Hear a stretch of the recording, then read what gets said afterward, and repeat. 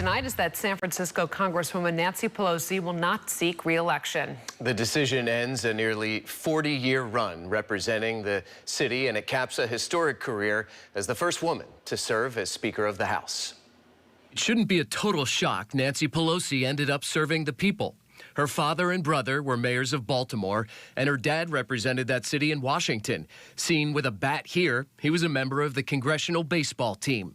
With politics in her blood, she married San Francisco native Paul Pelosi and raised a family of 5 before jumping into the deep end of the political arena.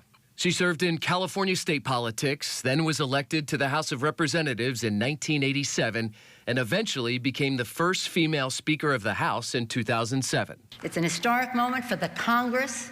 It's an historic moment for the women of America. And tonight I have the high privilege and distinct honor of my own as the first president to begin the State of the Union message with these words: Madam Speaker.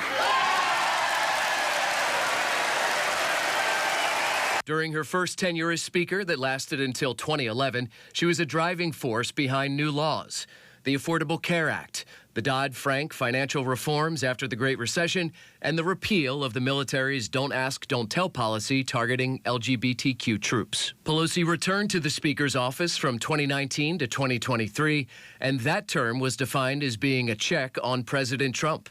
The House impeached him twice, and she famously tore up his 2020 State of the Union speech when he was finished speaking. During her time representing San Francisco, Pelosi created the Presidio Trust, turning the former military post into an urban national park. She also spearheaded the Pelosi Amendment in 1989, which is now used all over the world in assessing how development affects the environment. Now 85, recent years have presented challenges. She and her husband were victims of political violence when a man broke into her San Francisco home and, while looking for her, brutally attacked Paul, who survived but is said to still be recovering. And she fell, breaking a hip while on a congressional trip to Europe. But in the most Nancy Pelosi thing ever, before going to a military hospital for surgery, she got to her feet in those trademark stilettos and smiled for the group picture. These later years also cemented her legacy as a powerhouse fundraiser for Democrats all over the country. She raised more than $1 billion over her career. And even in this era of polarization, this trailblazer was respected on both sides of the aisle. It was less than a year ago when she flexed her muscle and influence, quietly working behind the scenes to essentially force President Biden to end his re-election bid at the 11th hour. As always, her voice was heard. It seems prophetic now that the slogan of my very first campaign in 1987 was, "A voice that will be heard."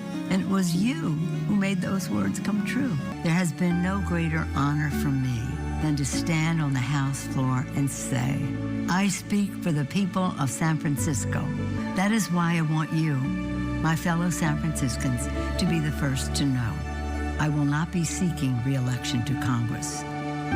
With a grateful heart, I look forward to my final year of service as your proud representative. And now, as the legend prepares to step back, she certainly will not step away entirely and figures to remain a powerful player in politics for years to come.